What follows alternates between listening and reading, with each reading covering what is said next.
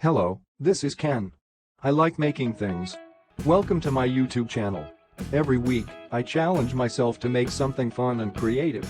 Something I am passionate about. I want to use the skills and knowledge I have today to reconnect with my younger self. Watch me explore different ideas and figure out new ways to DIY in an affordable manner. From recreating iconic scenes from my favorite characters, to making dioramas for my figures, to making cool functional gadgets out of everyday material, etc. Help me grow my channel by subscribing, giving this video a like, and commenting down below. That would mean a lot to me and would encourage me to DIY even more fun stuff. Last week, I made a vintage style case for my Nintendo Switch and my game case. Check that video out if you haven't already. So in the past month or so, I've been making diorama display bases for my Avengers figures. Specifically, from Avengers Endgame. All I'm missing is the final member of the Marvel Big Three, Thor. I used to love this figure. But as time went on, I liked this figure less and less. This is Thor from Infinity War. Overall he looks fine. But once you look at the figure closely, you'll realize that he's not exactly movie accurate. His face is a little weird. And his cape is the wrong color. What's cool though is his weapon, Stormbreaker. If I were to display him, I would have him hold Stormbreaker with both hands. However, I am trying to build an Endgame display.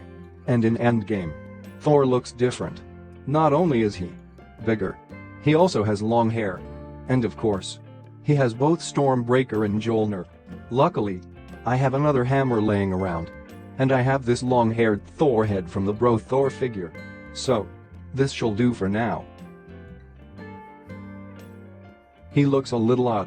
A little too slim. So what I can do is bend his back backwards a bit. Now he looks a bit bigger.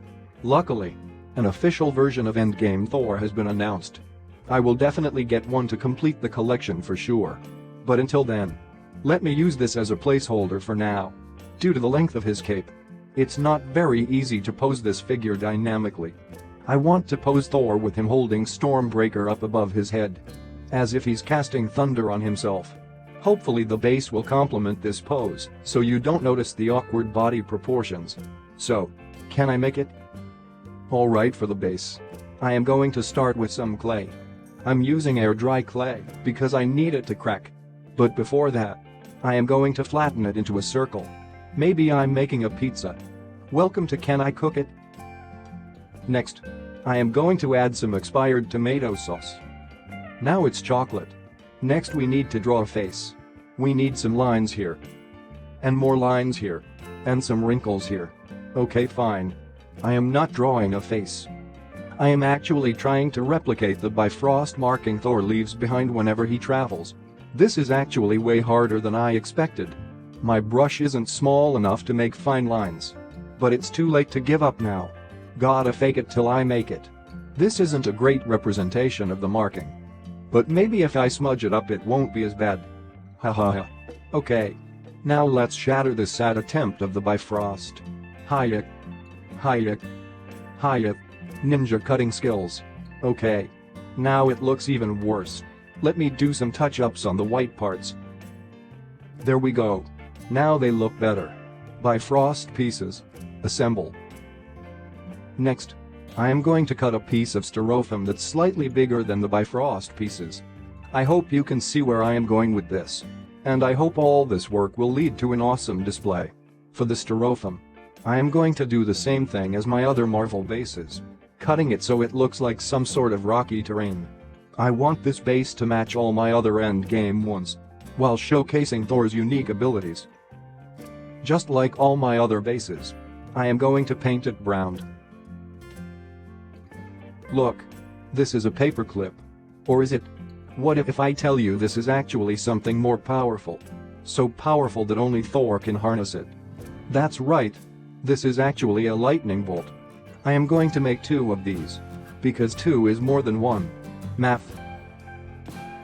Next I am going to paint them white. Because lightning is obviously not silver. I don't think lightning is white either. Okay. I have never made lightning pieces before. I'm actually just improvising as I go. I don't like doing draft versions of things. I enjoy being spontaneous. Life is never perfect. Sometimes little flaws here and there is what makes life interesting and unique. I've learned to embrace my flaws. Like blocking the view with my hand so you can't see what I'm doing. What I'm actually doing is applying hot glue onto the paper clips to make the lightning pieces more 3D cause I love 3D things. Now I am going to paint them blue. I find this part to be the most challenging because lightning bolts aren't exactly blue. They are flashes of light that emits a bluish hue. I am trying to paint these pieces to replicate that feel. Here they are all painted. I think I achieved the effect okay well. Now you might be wondering how am I going to get the lightning to float in the air?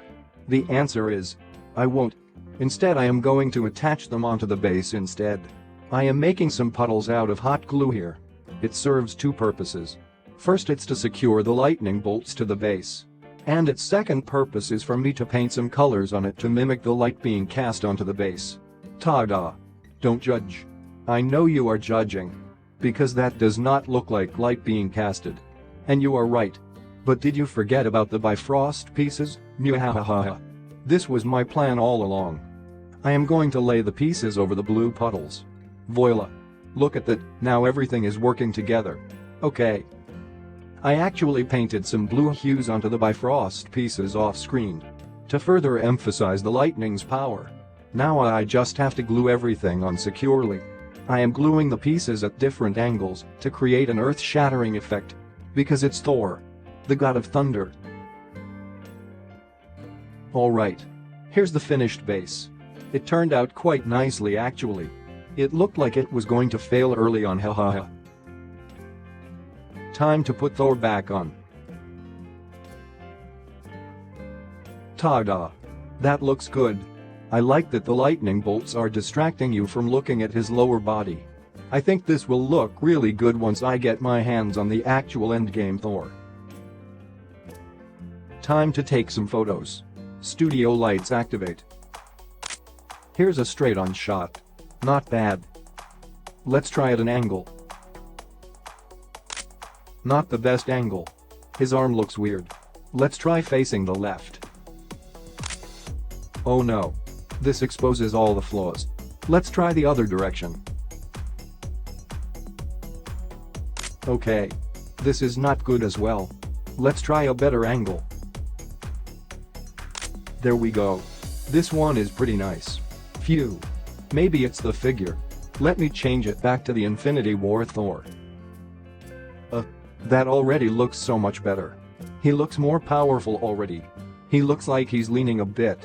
But his cape is keeping him upright. Nice. Photo time. Oh, this looks way better. He looks like he's ready to fight. Next. Ew.